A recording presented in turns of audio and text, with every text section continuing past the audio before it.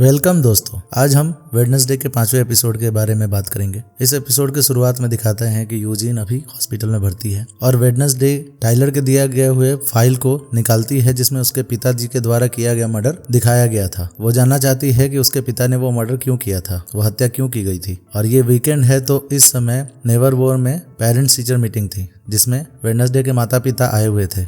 यहाँ पे principal whims सबको हॉल में बुला के बताती है कि यूजीन की हालत में सुधार हो रहा है और वो जल्दी ठीक होकर यहाँ पे वापस आ जाएगा। तभी वेडनेसडे एनिड से कहती है कि उसकी हालत ठीक नहीं है, वो कोमा में है और ये सब सिर्फ उसी की वजह से हुआ है, उसे उसके साथ जाना चाहिए था। तभी यहाँ पे वेडनेसडे के मम्मी पापा आ जाते हैं और एनिड के भी मम्मी पापा आ जाते हैं। दोनों एक दूसरे के फादर मदर से मिलने जाते हैं। वेडनेसडे अपने फादर से बोलती है कि जब से मैं यहाँ पे आई हूँ तब से मेरे ऊपर घातक हमले हुए हैं और कोई नहीं चाहता कि मैं यहाँ पे रहूँ। तो वेडनेसडे के फादर गोमेज एडम कहते हैं कि मुझे नेवरमोर से यही उम्मीद थी। ये सारी चीजें ऊपर बियंका और जेवियर देख रहे थे क्योंकि उनके माता पिता हमेशा की तरह नहीं आए। तभी बियंका की माँ वहाँ आ जाती है जिसे देख के बियंका बिल्कुल भौचक्की हो जाती है। अब यहाँ पे गोमेज एडम्स और मोट्रिसिया वेडनेसडे को लेके प्रिंसिपल विम्स से मिलने जाते हैं, जहाँ पे विम्स बोलती है कि ये सबसे रूखे से बात करती है, किसी से अच्छा व्यवहार नहीं करती। जिसपे वेडनेसडे कहती है कि मैं इस झूठ और छलावे की जिंदगी में नहीं रहना चाहती। यहाँ आगे देखो पीछे देखो सभी जगह झूठ और छलावा ही है। इस पे प्रिंसिपल विम्स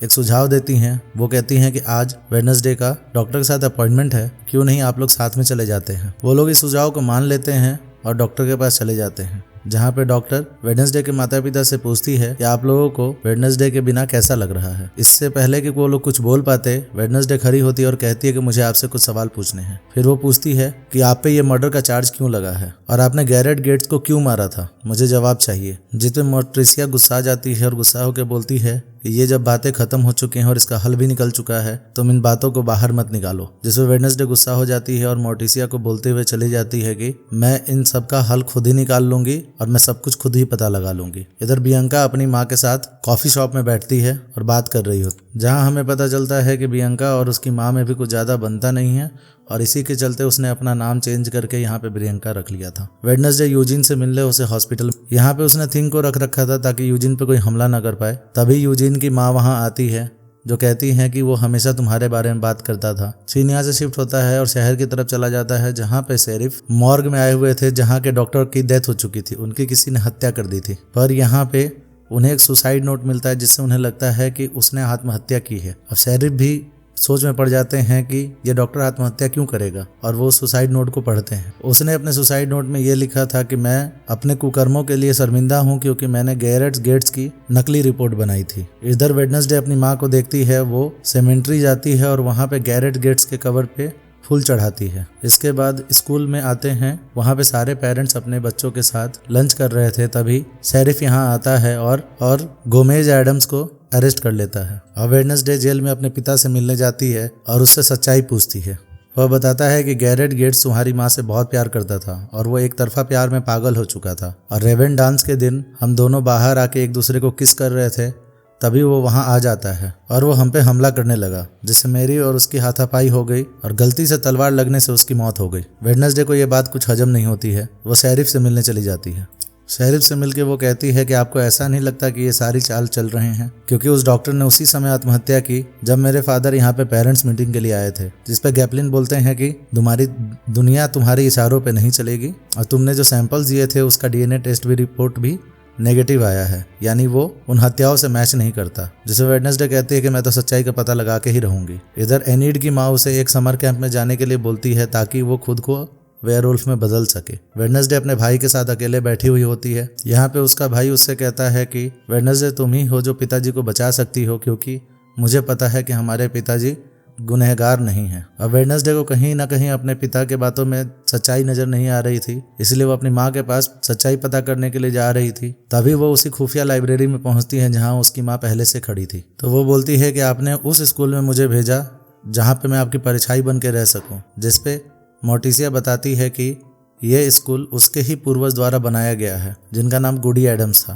तभी वेडनेसडे समझ जाती है कि गुडी उसके सपनों में क्यों आती है, उसके विजन्स में क्यों आती है। इसके बाद वो पूछती है कि माँ मुझे सच्चाई बताओ। तो मोर्टिसिया बताती है कि उस दिन जब लड़ाई हो रही थी तो मुझे लगा कि वो तुम्हारे पिताजी को मार डालेगा, तो मैंने बचाने के लिए एक तलवार हाथ में उठा ली। तभी गैरेट्स दौड़ता हुआ मेरे पास आया और वो तलवार उसके शरीर में घुस गई, जिससे उसकी मौत हो गई। तो तुम्हारे पिता ने ये सारा इल्जाम अपने ऊपर ले लिया। यहाँ उसकी माँ वेडनेसडे एक और बात बताती है कि जब गेट्स मरा था तो उसके मुंह से झाग आ रहे थे, जिसमें वेडनेसडे कहती है कि ये काम तो तभी हो सकता है जब उसने कोई ड्रग्स लिया हो, और इसका पता लगाने का एक ही तरीका है कि गेट्स की कब्र की खुदाई की जाए। और वो बिना किसी को बताए हुए जाके उसके कब्र को खोद डालती है और उसके कब्र में से उसकी एक उंगली ले लेती है। तभी पुलिस आके दोनों को गिरफ्तार कर लेते हैं। अब जेल में वेडनेसडे और वेडनेसडे की माँ दोनों बंद थे। तभी वेडनेसडे कहती हैं कि पक्का उसे जहर ही दिया गया है क्योंकि उसकी चमड़ी भी नीली पड़ी हुई है। तभी वो उस उंगली को अपने नंगे हाथों छूती है तो उसे एक विजन आता है जिसमें वो देखती है कि गैरेज गेट का पिता उसे एक जहर की शीशी देता है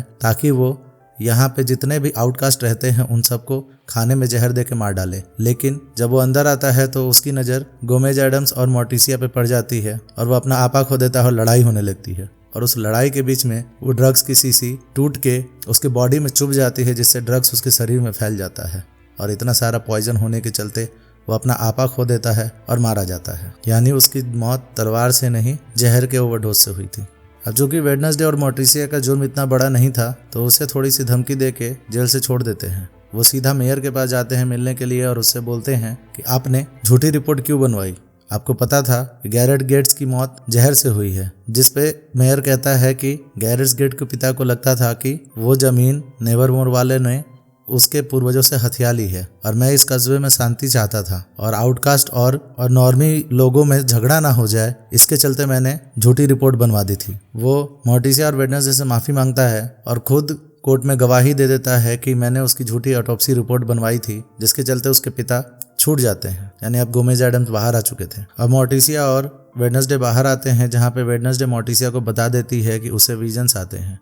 तो मोर्टिसिया बोलती है कि ये तो हमारे खून में है, हमें विजन्स आते हैं। और बोलती है कि ज़्यादा विजन्स अगर हम बर्दाश्त नहीं कर पाए तो हम पागल हो सकते हैं, जिसकी ट्रेनिंग देने के लिए हमारे पूर्वज हमारे पास आते रहते हैं। तो वेडनेसडे कहती है जैसे गुडी एडम्स, जिसपे मोर्टिसिया कहती है कि गुडी एडम्स के अंदर बदले की भावना थी, जिसके चलते वो अपने आप को ही बचा नहीं पाई थी, तो उससे तुम थोड़ा सावधान ही रहना। तब तक एडम्स बाहर आ जाते हैं और सारी फैमिली एक साथ मिलती है। इधर संडे की रात को सारी फैमिली अपने बच्चों के साथ डिनर कर रही होती है और उन्हें अलविदा कह के घर जाने के लिए तैयारी कर रहे थे। यहाँ पे जाते समय एनीड की माँ फिर से उसे कहती है कि तुम समर कैंप चली जाओ। तो एनीड कहती है कि मुझे जब वेयरवुल्फ बनना होगा मैं बन जाऊंगी माँ, मुझ पर प्रेशर मत डालिए। तो वो लोग चले जाते हैं। इधर बियंका की माँ बियंका को अपने साथ ले जाने के लिए कहती है, तो बियंका कहती है कि मुझे बस 1 साल यहाँ पे और रह जाने दो। अब वेडनेसडे के मम्मी पापा भी जा रहे होते हैं, तो वेडनेसडे की माँ उसे एक बुक देती है जो हमेशा प्रिंसिपल विम्स के पास रहती थी। इस बुक को लेके सीधे वो प्रिंसिपल विम्स के पास पहुंच जाती है, क्योंकि वेडनेसडे को इस बुक से पता चल गया था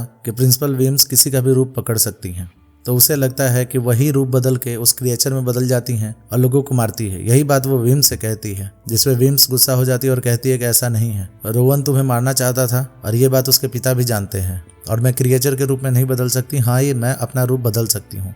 तभी बाहर शोरगुल होने लगता है। वो बालकनी में जाके देखते हैं तो ग्राउंड के ऊपर आग लगी हुई थी, जिसमें आग से कुछ लिखा गया था। जो लाइन थी फायर विल रैन, यानी आग बरसेगी। और ये एपिसोड यहीं पे खत्म हो जाता है। अगले एपिसोड में मिलेंगे। Thank you.